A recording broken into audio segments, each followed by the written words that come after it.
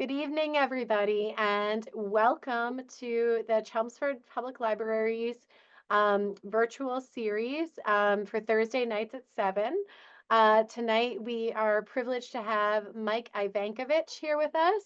He is an expert in collectibles, and tonight we're going to be learning all about dealing with sterling silver and silverplate and pewter. Should be a lot of great information. We'll be having Mike back again on December 11th for a program about dealing with stamp collection. So be sure to mark your calendars for that and tune in for that one. And then this week at the library, we do have a full slate of virtual programs. Um, for those of you who want to, attend from home. On Monday, we have a holiday romance book recommendations, great for your Christmas shopping. On Tuesday, great performers covering the vocalist Lena Horne.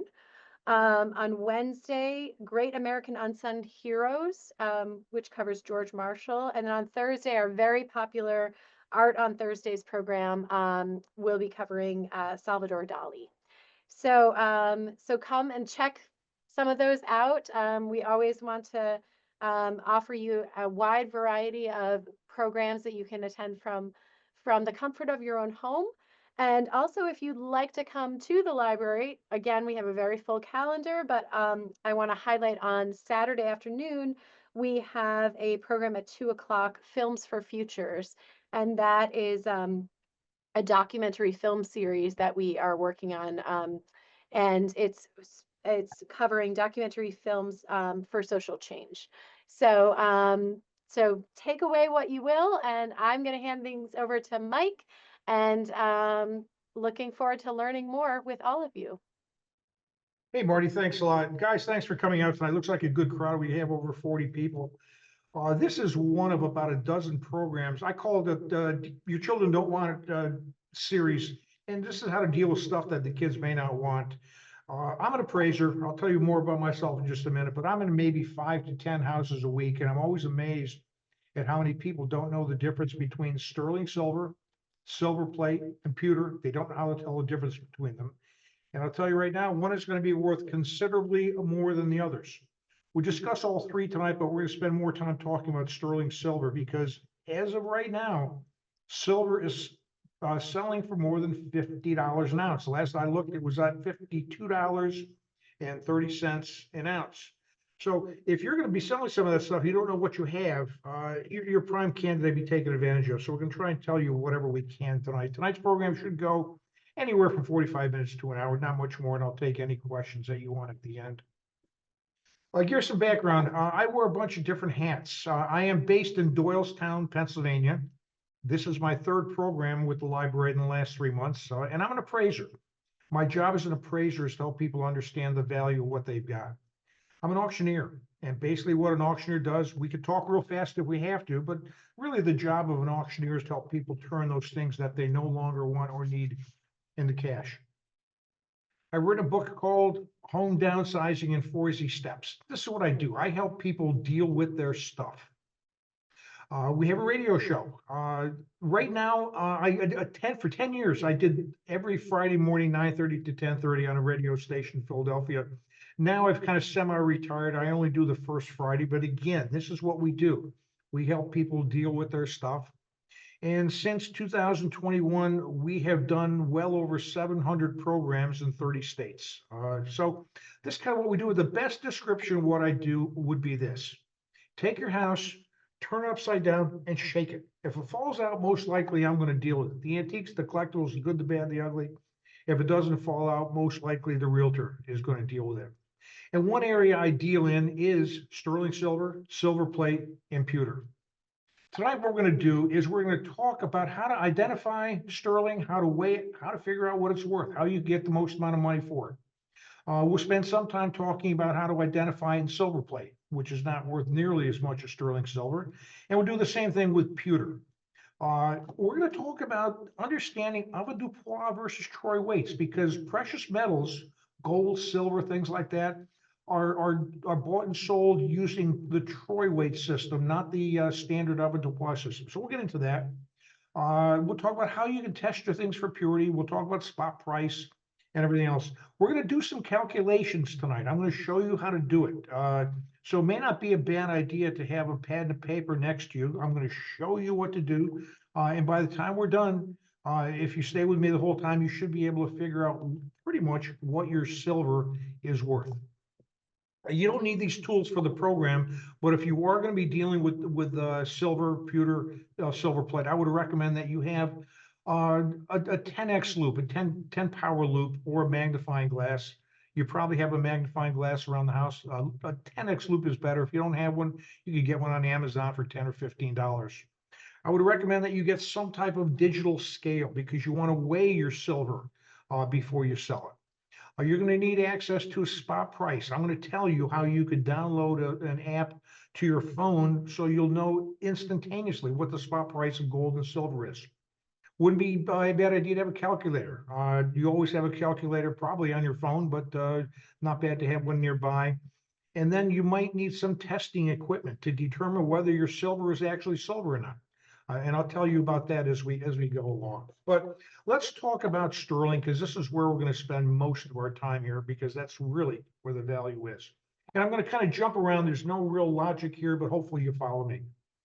Basically, silver is a chemical element. If you remember from physics class or chemistry class, the teachers always had those charts, the charts of all the atomic elements and all that. Silver was a number 47. Its element abbreviation is Ag. Silver is basically a white, lustrous metal. It's hard, but not too hard. One of the beauties of it is it does have some strength, and it's very slow to tarnish, so it stays shiny, whether you're for whatever your purpose is going to be. It's hard enough, but it's still malleable. It's easy to work with, and you're going to have to mix things in with sterling to make it hard enough to last. But we'll get into that in just a couple minutes. But it's easy enough to work with. It's a store of value. A lot of people store silver in many different forms as part of their investment portfolio. Having silver right now, when you got $50, $52 and change an ounce, silver is a good investment. And so people keep it as a store investment. And a lot of people have called silver the poor man's gold because not everybody can afford 4,200 an ounce for 1 ounce of gold. But a lot of people can afford $100, $200 to buy 3, 4, 5 ounces worth of silver. So silver is a good investment. All right, silver, pure silver is different than sterling silver. The problem with silver is generally too soft and malleable to last for a long time, whether you're going to make it into jewelry, dishes, flatware, or whatever. So they have to combine the silver, the pure silver, with another metal to harden it up. So by law, sterling silver has to be 92.5% silver, and then they mix in tin or copper to harden it up. So whenever you see the word sterling, it has to be 92.5% pure silver. Silver is beautiful. I mean, silver has decorative elements. You can use it for decorative things. You could use it, you could sell it for cash value. And unlike gold, really the only purpose gold has is an investment in gold bars or jewelry. Silver has those same two things, but silver also has an industrial value. They need silver for certain things like, oh, I'm drawing a blank here.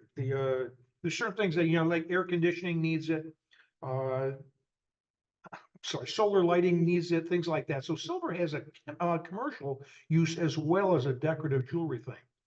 How did they come around with the name sterling? Well, I assume this is true. I read this somewhere in a book, and it makes perfectly sense to me. It was about 10 centuries ago, give or take a little bit, that in England, the people in England were trying to come up with a perfect form of silver. And it was either too hard, too soft, not shiny enough, whatever. So don't ask me why, but for whatever reason, supposedly England imported a bunch of German silversmiths. So here's a map. You have England in the west, you have Germany to the east. Well, apparently it was the German silversmiths that came to England and came upon that 92.5% silver, 7.5% tin or copper formula. Why? I don't know, but that's what they did. And that seems to have lasted an awfully long time.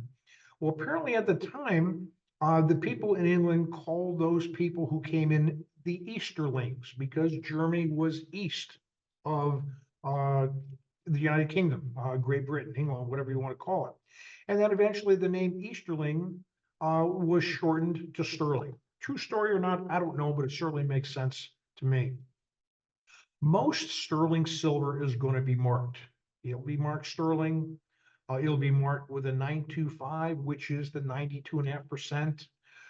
Sometimes it's going to be marked with a hallmark, and I'm not going to spend much time on hallmarks, but one of the key hallmarks you want to look for, and we'll get into this again, is what's called the lion passant. Now, generally over in England, they had 5 hallmarks, and it was primarily to make sure that the king was getting the taxes collected. So the hallmark for the lion passant indicated that the piece was sterling silver, and it met the requirements of the crown. Another mark was the maker's mark, so they could differentiate the different makers who were making the sterling pieces.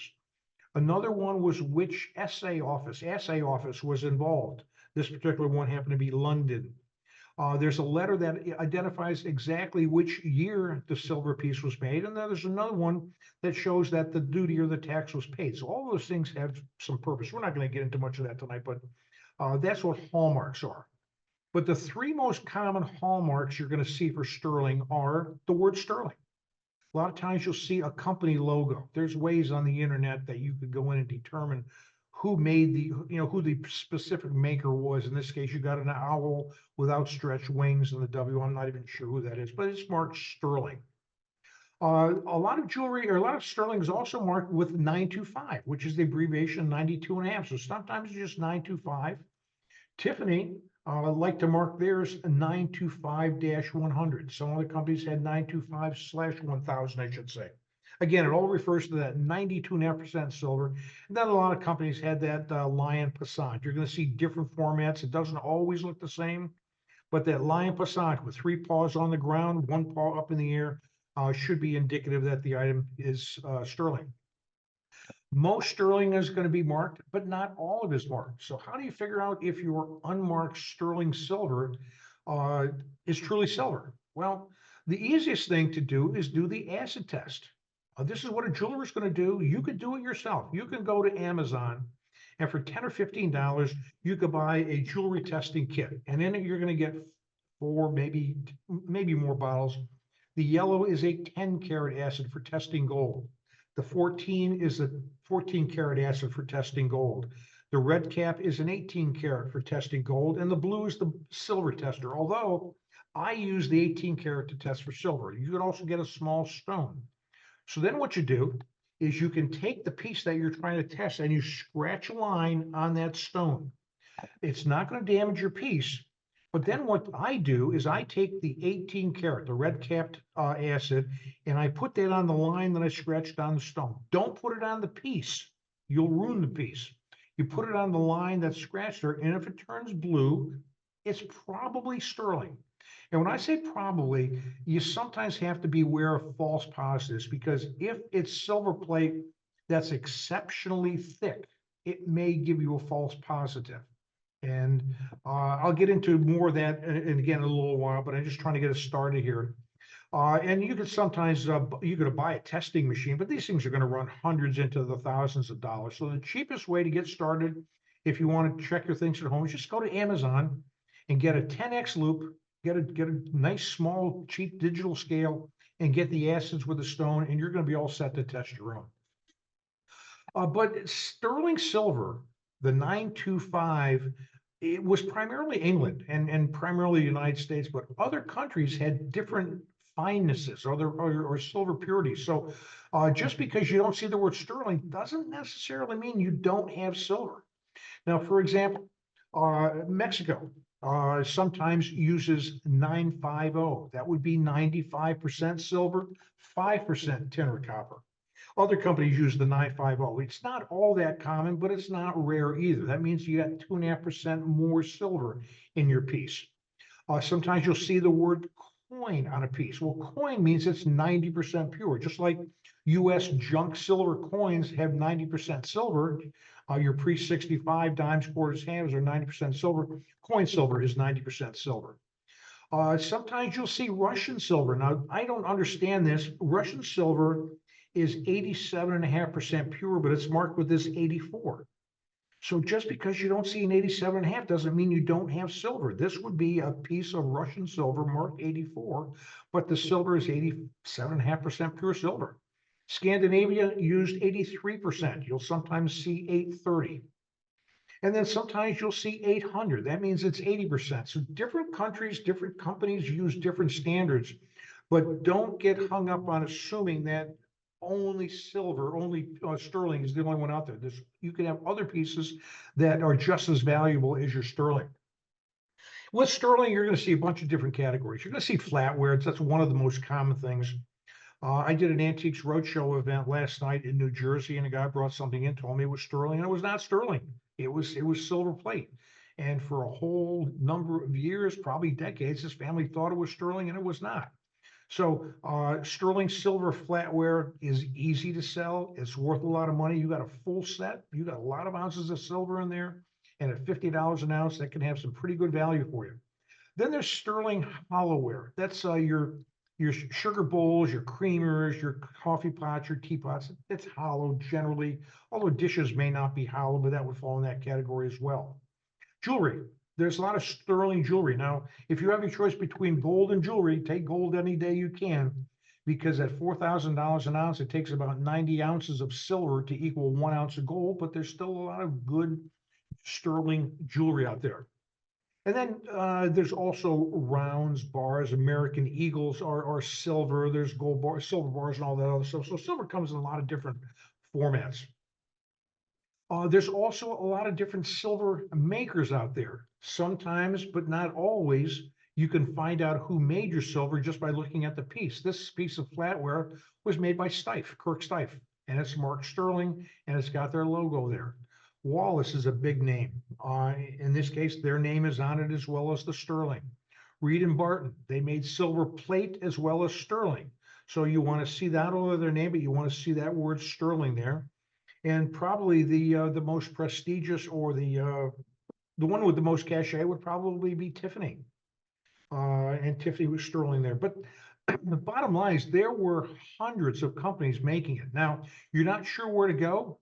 I would highly recommend you use this website, replacements.com. You probably know them for looking up your china and your dinnerware. But as that market has softened considerably, they have expanded into flatware. And I don't know of a better website for determining what kind of sterling silver you have. Now, this is just one small portion of their webpage. So here we got maybe 25 or 30 different companies, but you can go and open up, if you have a sterling company, the last name begins with Q, you can go in there and find out what it is. So it's a great way to figure out what you got. Now, in addition to the company makers, each company had many different patterns. And again, you can use the replacements.com website to figure out what your pattern is, because the pattern is usually not going to be listed on the piece. Now, for example, I just went and took out some samples here. Now, this piece, which is pictured on the replacements website, is from the Tiffany company, and it's the English King pattern. This one is the shell and thread pattern from Tiffany. This one is also Tiffany. It's called bamboo. And from my perspective, different patterns are much more popular than others. So I think if you have a set of sterling silver, you'd probably get more money for the traditional shell and thread than you would the Tiffany bamboo, even though they're probably going to be pretty much the same amount of sterling silver. You don't know what, you know the maker, you have a Wallace set of sterling silver, but you're not sure what the pattern is. You can go to that replacements.com website, go into the Wallace section, and go pattern by pattern until you match up what you've got. It's easy, it's free, and that I'm telling you, that website, the replacements website, is the best in the country. But don't pay attention to their prices. Their asking prices are not close to what you're going to be able to sell your stuff for, but it's great for identifying pretty much what you have. And Tiffany alone has 9 pages with maybe 25 or 30 different patterns on each page.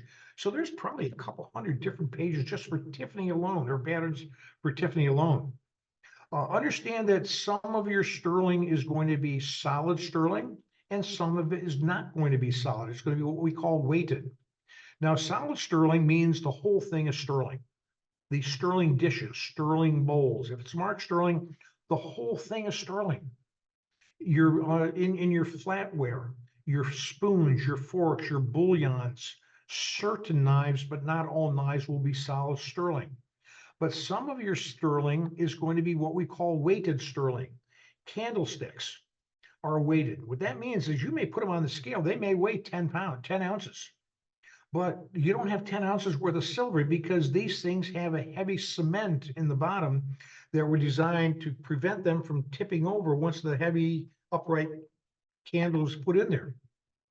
So before you can successfully sell that, the person you're selling to is probably going to take a knife, cut it down the side, peel it open, throw away the cement because they're not going to pay you for cement. They're only going to pay you for the sterling portion. So you might have on one candlestick, you're going to be lucky to get an ounce of silver out of a heavy candlestick like that. Also understand that most dinner knives that come with sterling sets are not solid sterling.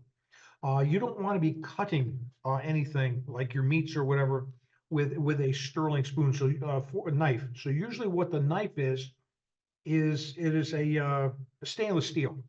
Now you have the knife, which is stainless steel. It's not, has no precious metal value. On the end of that knife would have been a rat tail. There's a rat tail that goes into the hollow sterling handle. The only thing that's sterling in your flatware set with dinner knives like this is the hollow handle. And then there would have been a cement in there that hardened around the rat tail. That's what kept it firm in there. So, you know, my experience, they may pay you a quarter to a half an ounce per knife, even though they weigh a lot more, but they're only going to pay you for the sterling if you're going to scrap it. And then there's no precious metal value in the non-sterling. They're not going to pay you for the stainless knives. They're not going to pay you for the cement or anything like that. Okay, let's talk about how you weigh things up with sterling, because this is where it starts getting a little complicated. You may want to start taking some notes if you haven't already. There's basically two weight systems that are in use. Around the house, around our daily lives, we use what's called the avoirdupois, if I'm pronouncing it right, system. Whereas when you're dealing with precious metals, gold, silver, platinum, things like that, they use the troy system.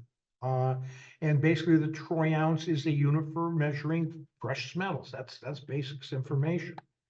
Now, the best I can tell, the troy system was originated in France, a city called Troyes, Troyes, during the Middle Ages, and it's been around for a while. A troy ounce is about 10% heavier than the standard avoirdupois ounce, which we use for most things. And I'll get into that in a couple more slides. Just give me a minute here. But why do gold stores, we buy gold stores, why do jewelers, why do pawn shops use the troy system? Well, in my opinion, there's two reasons. One, that it's been used forever, so why not use it? But also there's lots of smoke and mirrors. When you go to sell your stuff, there's lots of smoke and mirrors. Right now, I'm looking at about 110 people in this program.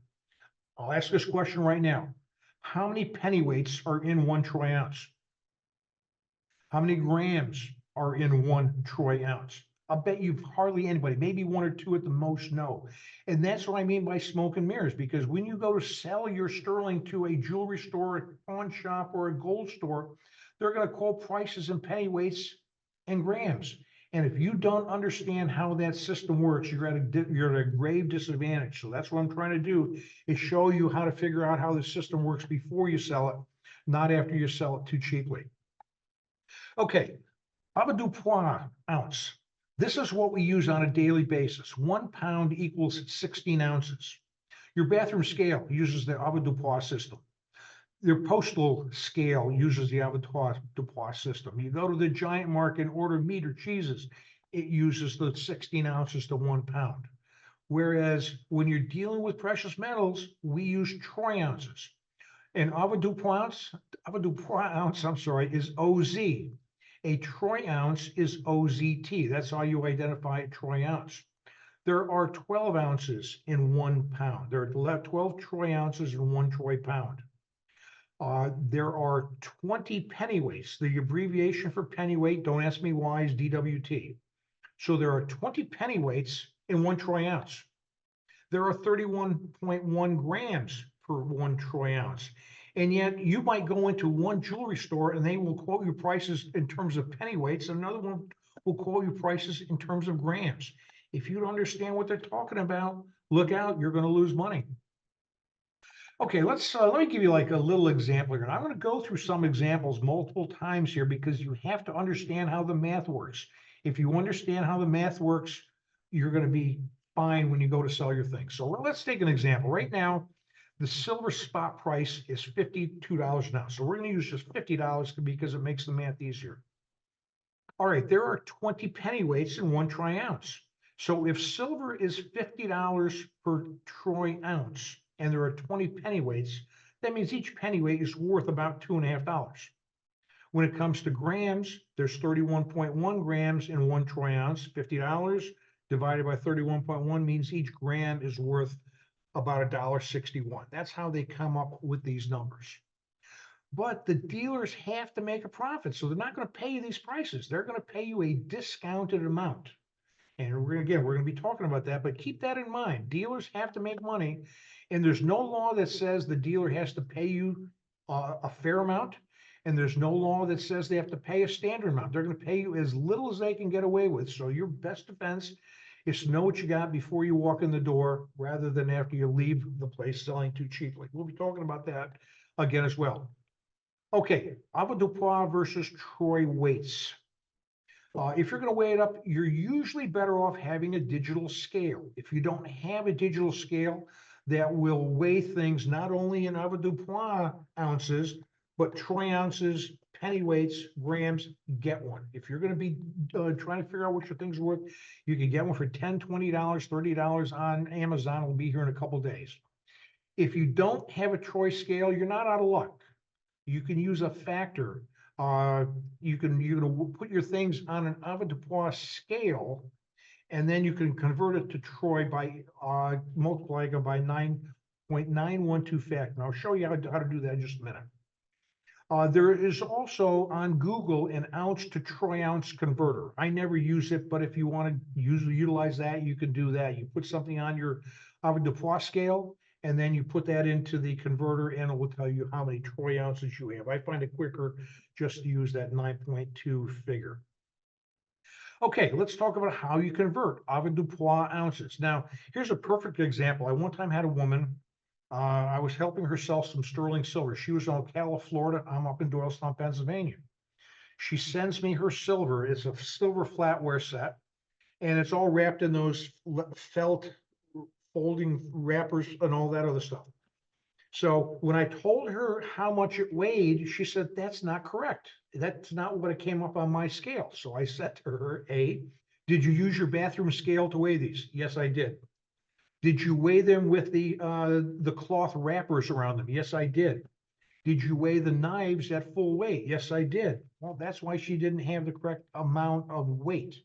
So you've got to convert it to troy weight before you sell it.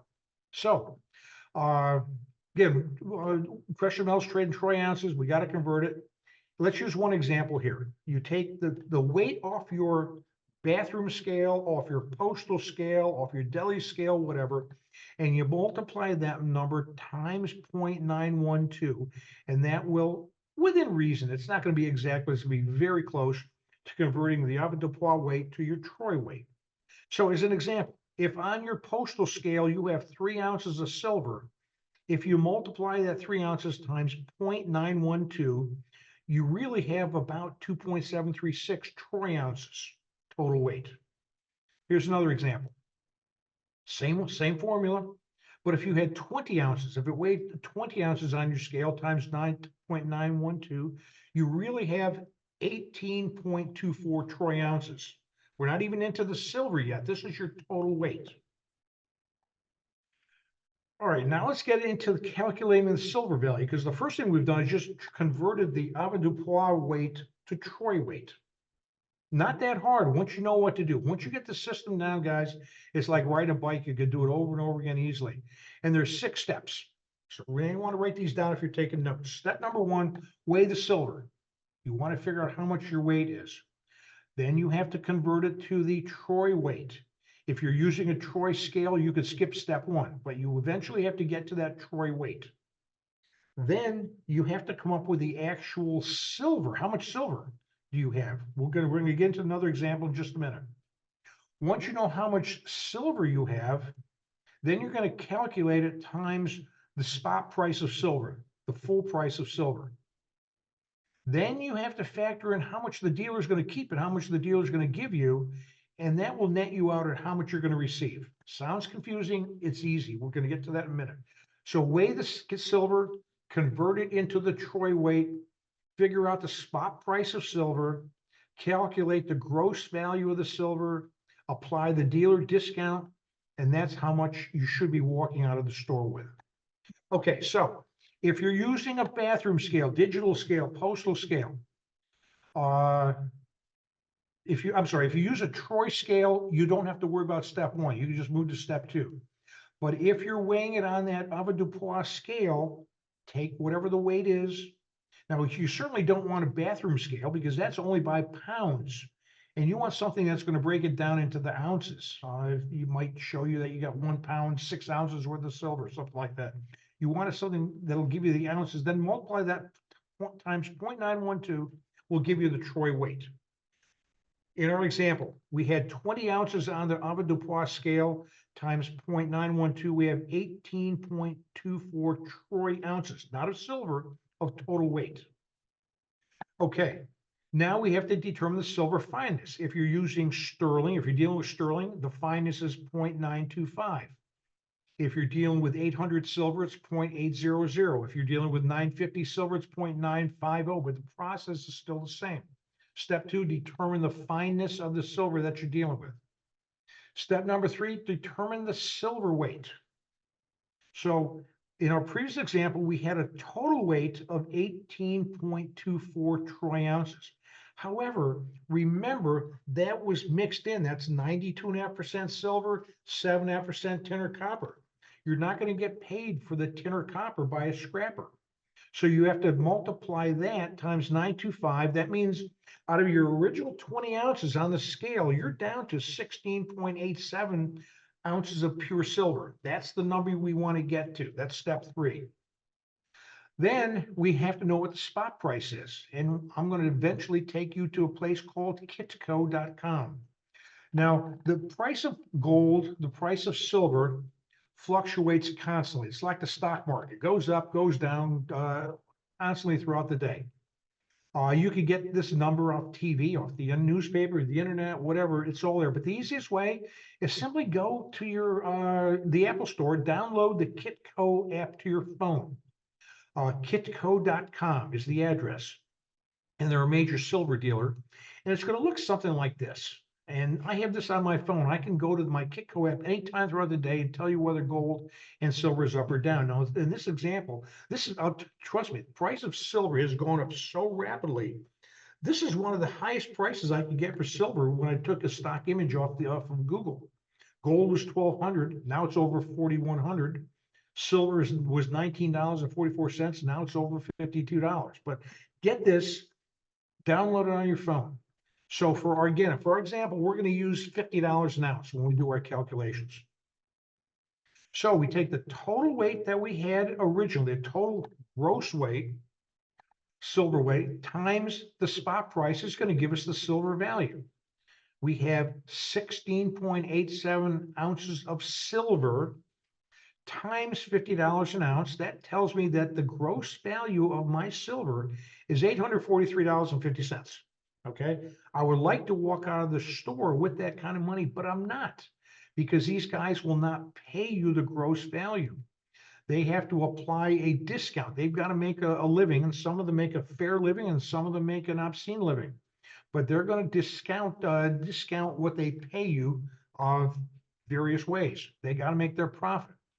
And this discount factor is going to vary dealer to dealer, which is why I suggest you get maybe 2 or 3 different quotes to see who's paying you the most amount of money. There's no law that says they have to pay you a certain percentage. There's no sauce that says they have to be fair. They're gonna look you in the eye, and the less you know, the less you're gonna get paid. Some of them, now, when I say 75%, that means they'll pay you 75%. They keep 25% for themselves. Some of them pay 65%. That means they're keeping 35% for themselves or even less. The less you know, the less they're gonna offer. So let's kind of go through some examples here. You've got the gross value times the dealer discount factor. That's what you're going to walk away with. So in this example, we had our gross silver value is $843.50. If they're keeping 25%, if they're using a 75% discount factor, you're going to walk out of the store with $632 and change. If that same store is not paying you 75, but if they're paying you only 65% and they're keeping 35%, you're walking out of there with $548 and change. And if you're not doing your homework and you only ask them what discount factor they're using, of that 854, if they keep half, you're walking out of there with $421 and change. So look at the difference here.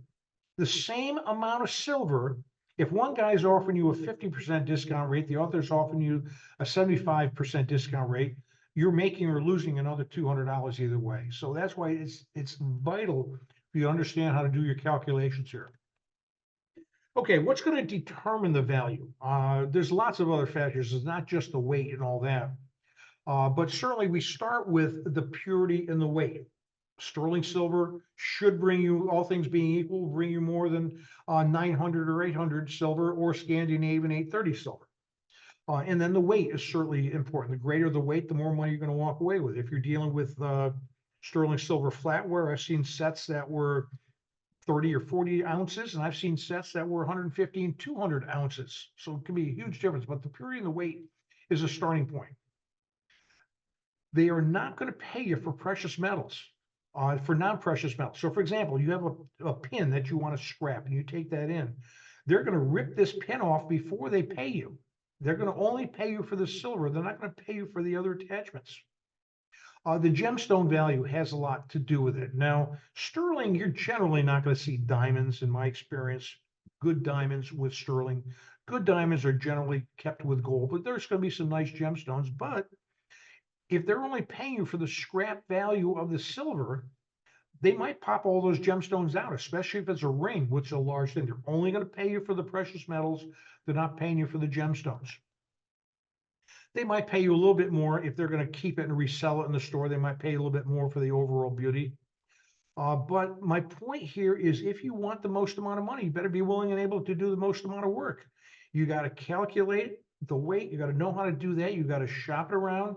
You got to learn how to make estimates. And then once you get in the store, once the more you know, they're not going to let you walk out of there if they can help it. So the more you know, the more you're going to get. So to wrap up the silver summary, we have to know the fineness. So get to know those finenesses, 830, 800, 850, 950, whatever. Understand how to calculate the troy weight. Understand how to find the spot price. And if you download that Kitco app, it's free. You've got the spot price every place you go with your phone.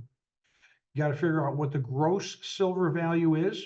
And then you want to deal with someone who's got the lowest discount factor, the guy who will pay you the most. And the guy, if you do all those first 5 things, you're going to walk out of there with the most amount of money. Now, doing the calculations I gave you, I'm just warning you, they're not exact. You're not going to come down to the nearest penny, but it's going to be close enough to, so when you walk in the store, if you do this before you walk into a store or before you go to sell it, you'll have a pretty good idea of what you got and what you should be getting. And as long as they're reasonably close, that's good. If they're not close, you want to walk out the door and find someone else who's going to pay you a better price. So your best defense is know what you got before you go in. Don't whine about it if you didn't do your homework and then find out after the fact that they didn't pay you enough. Got to do your homework to get top dollar. Any questions? Now, this is with the webinar, it's kind of hard. Marty, are there any questions so far in the chat? So I've seen some people are having trouble writing everything down because it's so much information all at once. But I do believe we're recording this, so I think everyone attending should get a recording. Okay. And there are a few questions that about the troy ounce. Stephen is asking, I thought you said the troy ounce is 12 ounces to a pound instead of 16. 16 ounces for the Avoirdupois system, 12 troy ounces to a troy pound. Okay, so is the avoirdupois troy weight more or less than a pound? That was the question. I believe the troy weighs a little bit heavier, I think. Okay, okay. Another question, does good name brand silver get bought and sold sometimes for use in the current format, or is it always for a meltdown? I'm gonna get into that. Okay, I'm still gonna get into that one. okay. And some folks are saying Replacements is a great place to visit in person, Replacements LTD. Does one barter discount rate and does one just shop around for quotes is another question. You can negotiate. No, that's a good question for the end. Let me say that one for the end, because those are good. I see Diane McCauley saying, is there any criteria for picking new places to sell? Let's save that for the end. Okay, Angela's asking, would I ever consider doing one-on-one? Sure, absolutely. Give me a call. We talk more about bowls of value. Let's save that for later on. Let's save these for the end, Q&As at the end. great. So I'm not going to spend nearly as much time on the other things, the silver plate and pewter, but I am going to give you 20 ways to identify your silver plate. So let's talk about silver plate. Sterling silver. One of the things I love about sterling silver, ladies and gentlemen, is if I have a piece of glass, a piece of china, a dish, I drop it, it shatters, it's absolutely valueless. I can take your sterling silver set, drive over it with a steamroller, and we could still sell it for the scrap silver. So where we're leading up to with silver is the scrap value is the starting point. I'm going to talk a little bit about more later on. But silver plate is not so pretty. It looks good, but what does sterling silver and silver plate have in common? Nobody wants to polish either one of them. That's the biggest problem today. So, but silver plate is really tough to sell today because it has no precious metal value. Silver plate, okay, just what the name implies. It's copper or tin or some other metal coated with a very thin layer. They take whatever the metal there is, in this case it's copper down here at the bottom, they coat it with silver. Silver plate has decorative value, but the coating is so thin, you can't take your silver plate rings, jewelry, you can't take your tea sets, your coffee services that are silver plate into a gold store and sell it for scrap value. They won't give you anything for it. The only way to sell it is privately as a decorative piece. So silver plate really has no decorative value, or I'm sorry, no precious metal value. How do you know whether it's silver plate or sterling? Well, I'm going to give you about 20 different ways to identify whether you've got silver plate or sterling. We've already gone through the sterling. Sterling should be marked sterling or 925 or the Lion Passat. Generally, those are the three big ones. Now, silver plate, your silver plate might be marked EP. Look in the back, look somewhere. And if it's marked EP, that means electroplated, silver plate. Probably the most common mark you're going to see is EPNS, electroplated nickel silver, silver plate. I don't care how nice it is, it's still plated. You can't sell that thing for precious metal value. You can only use it for utilitarian or decorative purposes. You might see EP on copper, electroplate on copper. Not much money. You might be able to, what I do, I'm gonna be perfectly honest with you guys. I buy lots of sterling silver pewter things from people. And I oftentimes take my silver plate and I just put it in a box. And once I get 3 or 4 boxes, I take it up to the recycling place and I sell it for the copper that's underneath it. And I walk out of there with a few dollars because most people don't want, especially younger people, don't want silver plate today. There's a couple exceptions. I'm going to give you an exception in just a minute. But most electroplate is not of interest to a whole lot of people, very difficult to sell. Sometimes you'll see IS, which is international silver. This one happens to be marked IS plus EPNS. So those are some of the more common marks you're going to see. I'm going to say probably 85% of the time they'll be marked somehow like this. But let's go through some other markings that you might see. Oftentimes it's just marked plate. If you have a set of community silver plate, it'll say community plate. So if you see that word plate, you know it's silver plate. ESM means electroplated silver mount, silver plate. If you see EPWM, electroplated white metal, you don't see these very often, but they are out there. Britannia, a lot of people think Britannia ware is sterling silver. It's not. Britannia is silver plate. If you see the letters BP, BP means Britannia plate. You might see Sheffield or Sheffield plate, silver plate. Community, I mentioned that already. If it's marked community or community plate, almost always it's going to be stainless steel. If you see a foil sticker on it, I think only one time have I seen a foil sticker that said sterling. Almost always it's going to be silver plate. Or on the bottom of a dish, you might see a tarnished area where there was a sticker at one point and it fell off. In most cases, that's going to be silver plate as well. Excuse me. If you have German silver, it's silver plate. It's a fancy term, but German silver does not mean sterling. Germans, now I'm not saying all German silver is silver plate. What I'm saying, certain types of silver were identified as German silver. That would be silver plate. EPGS, electroplated German silver. Nickel silver, sounds like it's real silver, it's silver plate. Another one I don't have on here, I forgot to add it. If you see the word alpaca, ALPACA silver, sounds like it's real silver, it's silver plate. Silver on copper is going to be silver plate. MP, magnetoplate, silver plate. Another test is usually, not always, but usually silver plate is going to be a little bit heavier because copper that's coated with a thin layer of silver will usually be heavier than a thinner sterling silver set. Sometimes you can look for traces. Look on the underside or look around a piece. And if you see where some of the silver plate is starting to wear away and you see the copper color underneath, that's copper. That's going to be silver plate. And be careful because just because a piece is hallmark doesn't mean it's sterling. Some of these hallmarks were manufacturer hallmarks. In this case here, it looks like a fancy hallmark, but what is it? EPNS. It's just a fancy way of saying it's silver plate. Here's another one. You have the company's initials, a D, looks like, I don't know, a TB and S. That's the company's initials, but it's EPBM, electroplated, whatever. And different things like that. They're designed to look like hallmarks. It's just marketing ways. So those are about 20 ways you could tell whether you got silver plate or not. But the last thing you want to do, guys, is start throwing your silver plate away when indeed it's sterling silver.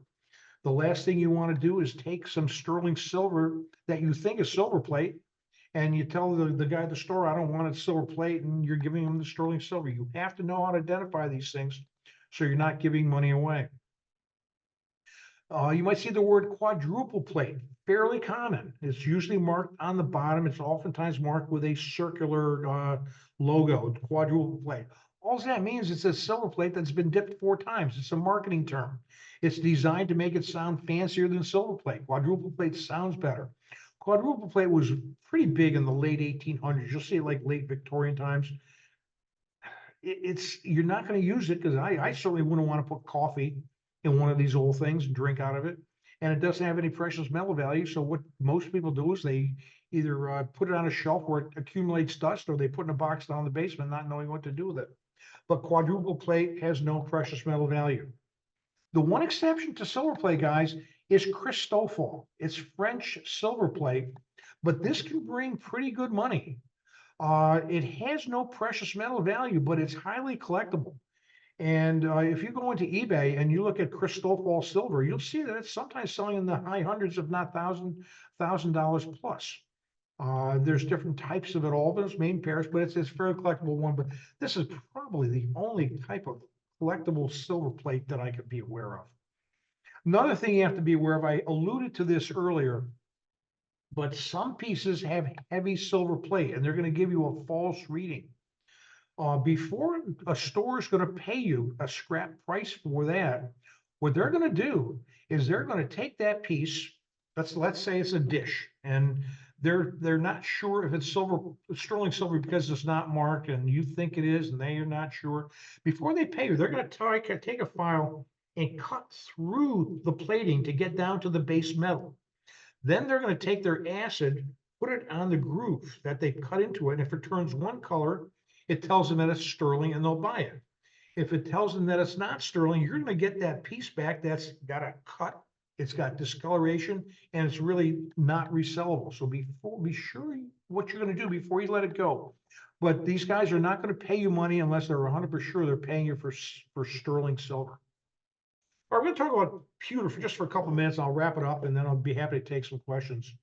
But pewter is basically 85 to 95% tin, and that's mixed in with a few other things or metals. Pewter has decorative value, absolutely no precious metal value. You cannot take that into the jeweler. They may buy it for the decorative value. They're not going to pay you a cent because there's no precious metal value in your pewter. Now, there's antique pewter and there's contemporary pewter. My rule of thumb is antique is usually, not always, but usually better. You might have some Williamsburg pewter. Around us for 25 years, they've been out of business for 10 or 15 years now, but there used to be a place called the Pewter Cupboard, and they made their own pewter. It's lovely, but what do you do with it? No one feels comfortable eating off pewter plates. No one feels comfortable drinking coffee out of pewter cups or coffee pots or teapots or something like that. So they're mainly decorative. You may see some pewter that's marked Revereware, okay? Understand that's contemporary. That is not, has no connection with Paul Revere. Paul Revere never worked with pewter. It's just a marketing term. It is what it is. It's no precious metal value in Revereware. So the bottom line is, what's wrong with pewter today? In my opinion, nothing. The only problem with pewter today is the younger generation doesn't necessarily care for it. So if you have pewter to sell, good luck. It's not going to sell for nearly what it did years ago. But if you like pewter, you can buy it very cheaply today. There hasn't been a better time to buy pewter in the last 25 or 30 years. So great time to do that. Good luck with that. But to wrap up the program, and then I'll stay on for any questions that you might have. Sterling silver has precious metal value. Drive over it, punch a hole in it, step on it, whatever you want to do. You can still sell for the scrap metal value. You can sell it for more if it's in perfect condition. Give me just a couple more minutes here. Silver plate and pewter have no precious metal value. Decorative only, utilitarian only. Sterling silver has investment value. Think in terms of the poor man's gold.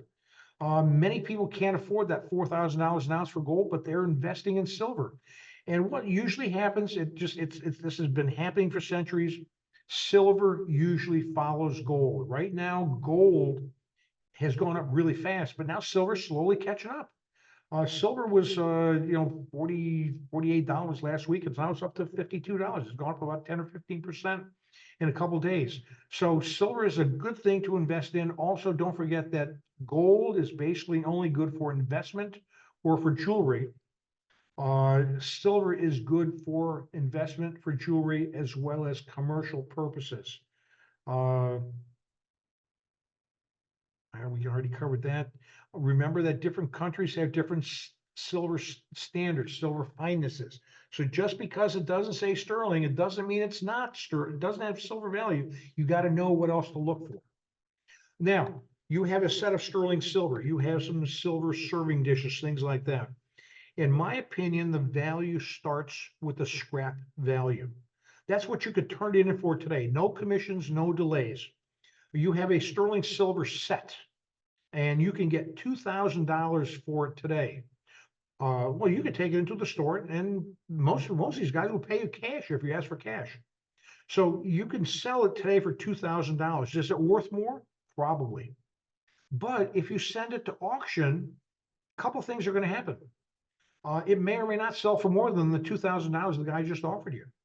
But for all practical purposes, if the auctioneer is going to charge you a 20% commission, it's got to do about $2,500 at auction for you to net out at the $2,000. And it's going to take you sometimes months to get paid. And that's not even factoring buyer's premiums and things like that. So my rule of thumb is if I have a partial set, a sterling silver flatware set that's not complete. If I have some dishes, bowls that have bent stings in them, I'm probably going to scrap them because I'd rather walk out of there with my money today.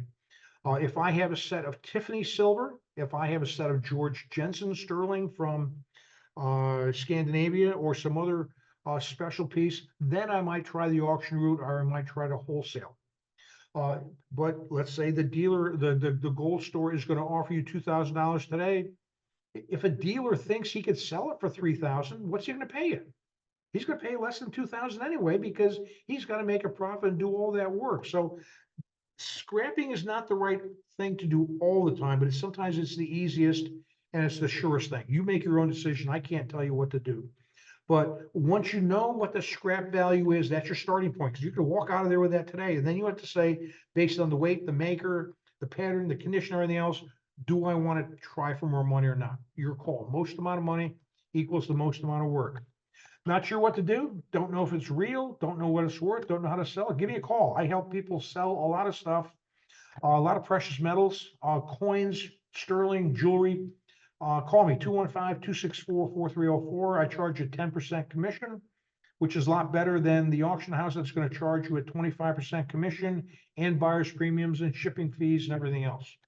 So with that said, I did about 50 some minutes. Marty, I'm done here and I'm ready to take any questions. Okay, so let me see. There is a question about electroplating. What does electroplating mean? It's just, my understanding, electroplating is the way they attach the silver plate to the copper or the under item. It's a certain electrical process. I don't quite understand the physics of it, but they've been doing that for years. So that's basically what it is, electroplating. Okay. There was the question earlier about the silver plate bowls and the value. I'm trying to remember if you went over that in the end. I'm sorry. Okay, I'm in chat now. Now that I'm not talking, I'm in chat. Yeah. Okay, Marcia Blackman says, I don't think replacements.com gives you much of a try to sell. I would never sell it to replacements. You're right, they don't. There's many other places to sell it. All I'm recommending the replacement site for is research. It's the best research in there to figure out what kind of silver flatware you have in terms of patterns and everything else. Marcia Blackman again, 1.555. I'm not sure what that means, so I'm just going to pass that one by. Oh, I'm going too fast. Sorry about that, guys. Had a lot to cover in an hour. Marcia Blackman. Oh boy, thank you. Could you talk a bit more about silver plate bowls and value? There's not much. You can use them for, depending on what kind of bowl you have. You're probably not going to have soup out of it, but sometimes they're great for storing fruit and things like that. But silver plate's not worth much, so you can't. It's going to be hard to sell. You can't scrap it, but it's totally utilitarian. Use it. How does somebody find some place to take things to sell? Around here, people can come through me and I can make recommendations or I can help them sell it. You might want to post something on Facebook Marketplace. Does anybody recommend someone who's fair? I'm always skeptical of that because if I say, somebody says this jewelry store is fair, I never know if it's the jewelry store telling me how fair they are. But if you get a recommendation from some people you recommend, you trust, that's fine. Another thing I look for is how long has this guy been in business? If a store just opened up last week, last month, I'm not nearly as likely to sell my things to them as the jeweler that's been in town for 20 or 30 years. Nobody stays in town that long by not treating their customers fairly. Every business person is allowed to make a fair profit. That's what they're in business for. You just don't want them making an obscene profit off you. I would never, ever take things to a hotel. I just got something in the mail the other day. Some company, they're estate traders or something like that. They're going to be in a hotel for 3 days and they're paying top dollar for this. They have no connection to my community. I would much rather deal with the guy that has a storefront that will be here next year and was here last year than someone just coming through town. So those are just some thoughts, Victoria. Steve Locasio, no troy weight less than calculation. Not sure what Steve's talking about there. That 912 is just it's a conversion factor. It is correct. As far as I'm concerned, it is. I'm not sure what Steve's talking about, so I'm going to move on. If you use your sterling silver, Karen's saying all the time, you don't have to polish it. Yeah, it's up to you. Sterling silver is okay to polish. People like shiny silver. Never, ever, ever polish your coins. Never polish coins. Steve again is back. Troy is 9.1. If I got it wrong, Steve, I'm sorry. I thought that's what I said. I thought I did. If I got it wrong, I'll check it after the program. Thanks for correcting me if I made a mistake. I don't know what the large spoon Patricia Breslin with the Queen's head. I've got to look at it. I don't know if that Queen's head is something important or if it's just a marketing term. If it's a hallmark, there should be a series of hallmarks, not just one if it's a true hallmark. Marcia, not anyone. Marcia, I'm not going to get into pearls. That's a whole different program we do on jewelry. Are monogram pieces less value? To a certain extent, Diane, yes, they are worth less. The scrap value doesn't change, but I would be less interested in buying a set of flatware or a dish that had your initials rather than a dish that had no initials. But it still doesn't change the value from the scrap perspective at all. And some people don't mind the monogram pieces. They just like the look or the pattern. Susan Thomas, what does GHF sterling mean? I don't know, Susan. I'm not sure what that means. Diane McCauley, are certain pieces that are worth more for the utility versus the precious metal value? I would say yes. I would say yes. Certain pieces are worth more. Tiffany carries cachet. Tiffany will almost always be worth money if it's not in damaged condition than non-Tiffany. Angela Mead, I definitely got taken advantage of with my jewelry collection years ago. I'm still heartbroken. Well, hopefully I taught you something today, Angela, and hopefully we make sure that doesn't happen to you again. I'm sorry that did happen. Not the first time I heard that story. Rebecca saying takeaways from this meeting. I guess that's what I said. I'm not summarizing it too much. Is eBay a good value source? Yes, it's good. The beauty of eBay, Diane, is it's free, but it's got to be apples and apples. It's got to, it's got to be the same weight, the same pattern, and all that. Otherwise, it gets influenced. But yeah, eBay is a good place to check and compare, but don't put 100% confidence in it. I do not have anybody to recommend in the Chicago area, Sandra. I'm sorry. I did not discuss using a magnet to discuss that. And the problem with a magnet will only be connected to a white metal or a steel. A magnet is not going to be attracted to copper, which is usually what's underneath silver plate. So a magnet it's not something I would not try, but it's not the only way to go. How about old silver coins? That's a whole different program, Jane Brenner. I do a whole program on how to deal with coins and currency. We spend an hour on that. Why would a jeweler buy something for scrap? Because they can make money on it, Diane. If I can pay you 75%, I'm making 25% value on it, and then I'm going to send it to my supplier. I've just made money. So that's what they do. They buy it for scrap. But the difference is some dealers pay more for scrap than others. Is there any place for getting rid of silver plate besides the trash? Like I said, I accumulate boxes of it, flatware, dishes, and things like that, where I know 100% certainty it's silver plate, and then I take it up to my metal recycling guy, and I sell it for the copper. It's not a lot of money, but it's better than trashing it or donating it. Why should you not polish coins? Liz Fry. Because there's going to be certain abrasives in the polish that will scratch the coins. And if you were to polish it's okay to polish your pocket change. I mean, that's nothing. But if you have investment quality coins and you polish it, it looks so good. Well, if you look at it under the magnifying glass, there's going to be abrasions in there, and that kills the value to a serious collector. Marcia Blackman, I've been told you shouldn't dip silver in silver polish. Yeah, I would not do that. I would probably take more time to hand polish it with a paste. Oh, thank you, Victoria. Amazing. You gave us so much information. Thank you very much.